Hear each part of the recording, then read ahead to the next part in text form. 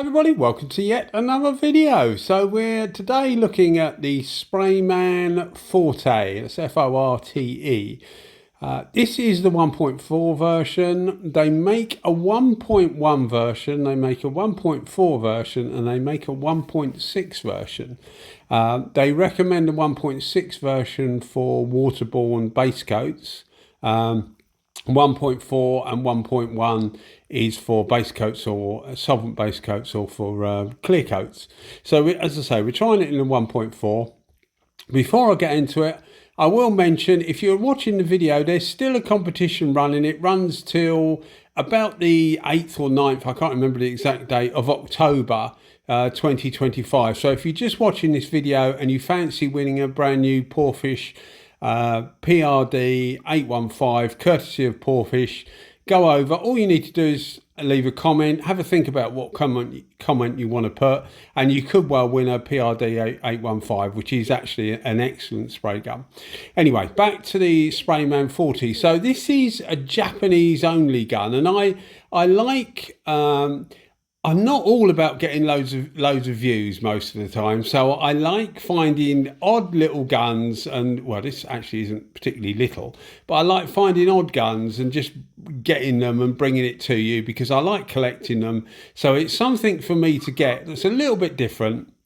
And if you look on YouTube, there's virtually nothing about this gun, but it does have a really good reputation. There was a competition, it's a few years ago now, there was a competition for laying base coat, and this gun actually won. So it is, you know, it does have a bit of pedigree, although it's getting on a bit now. They used to do it only in silver. They've redone it now in that it's a black color, which is the color we have here. I might think about getting a 1.1 set up for it. They're not overly expensive, but they're not cheap. I actually can't remember. It was about 6 months ago now I bought this, and I bought a few things together, and I can't remember how much it is. But if you're interested in one, Painting Tool Japan is where I got it from. I have no association with them other than I'm a customer of theirs, but they do give good service, and they've always been really, really good to me. I buy it through Instagram, and the reason I do that is because normally it's a bit cheaper than eBay, presumably because they don't have to pay the eBay fees.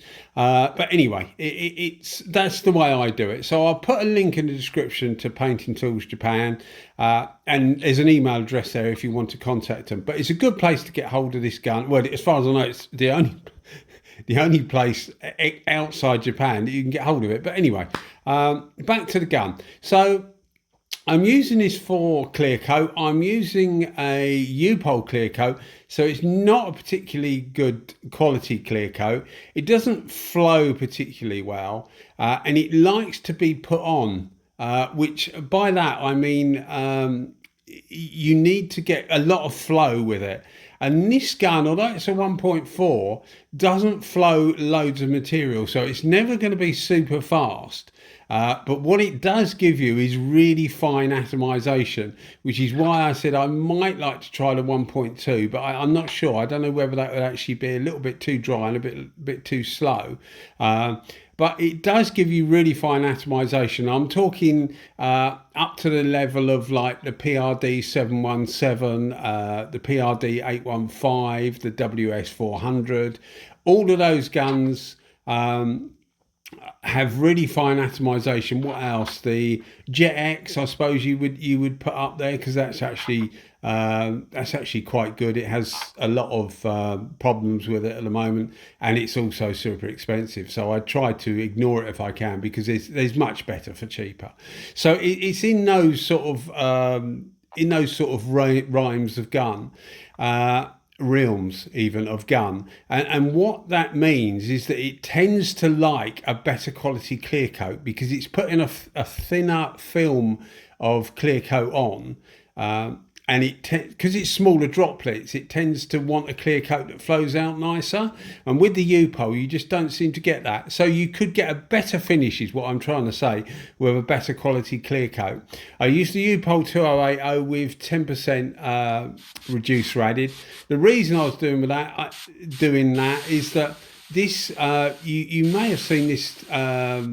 They call it no, it's a tank. This one, sorry, I thought it was a tank fairing, but you may have seen this tank before, because what I was doing, I did two-stage Yamaha base job, and then some clear coat, which is what we're doing here, and then I sanded it down and put some decals on with an airbrush, and then we clear coated it. And I do that because it gives it a better finish. A flow coat is normally a flatter finish, and the whole idea, the guy wanted a flat finish, and that's the whole idea of spraying the decals on as well, so that you can't actually feel them.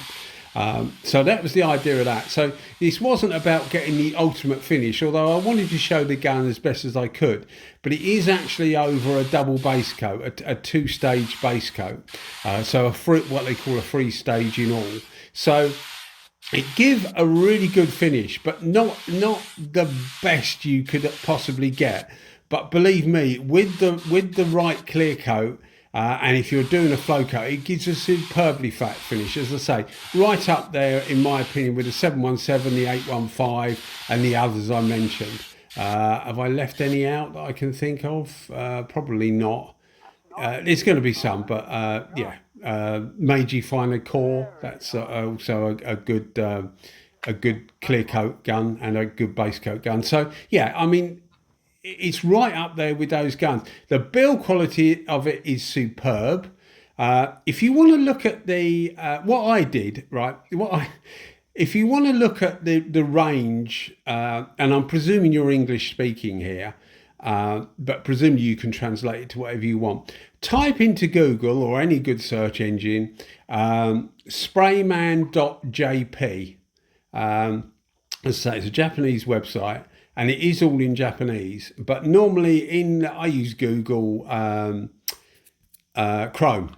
So normally you can translate the page, and it translates it really nicely. And you can get a whole look at the whole range they do.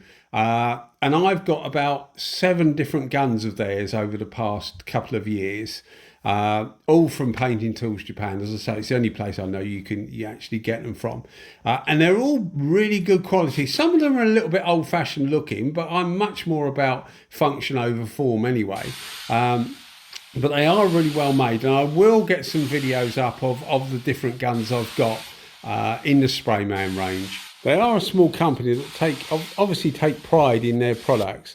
The actual company is EKoh, I suppose you would call it EKoh, something like that. EKoh Industries, obviously in Japan. They're all made in Japan, all made in-house. So it's a really good gun to find, and I've been thinking about one for ages, but as I say, they're not particularly cheap, and there's really little information out there. So hopefully this video will go away to improving the amount of information that's out there, certainly in my language, which is English, which is obviously quite widely used. I have used this in 1.4, as I mentioned at the start of the video, for base coat, and it's a really good quality base coat gun as well.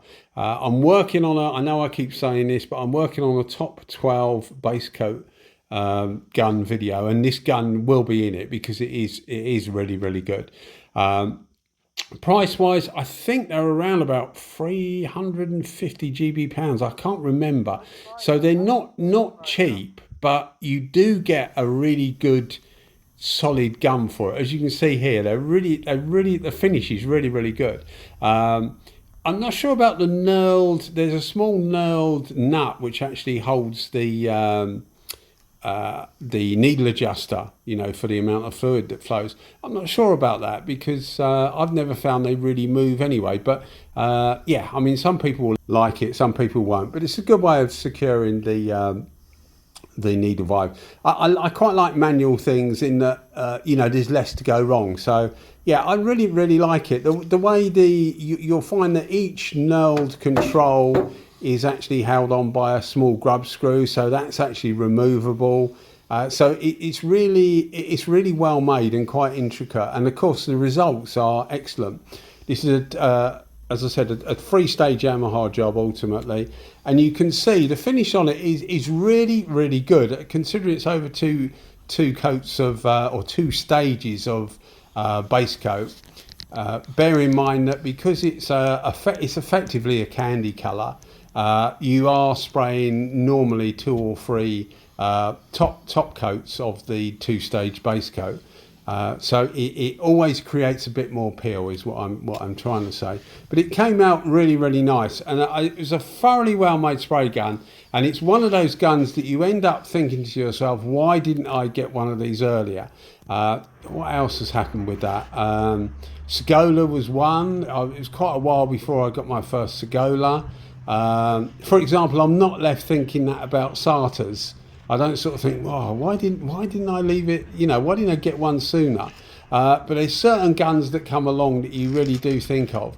Porphis is another one, although I did try and get one earlier, but it was a different regime then, well, not a different regime, different way of getting the guns. But as you can see, it's came out absolutely superb. So a thoroughly recommended gun. It's good for clear coat, good for base coat. Not the cheapest, but really well made. I'm sure it's going to last for ages.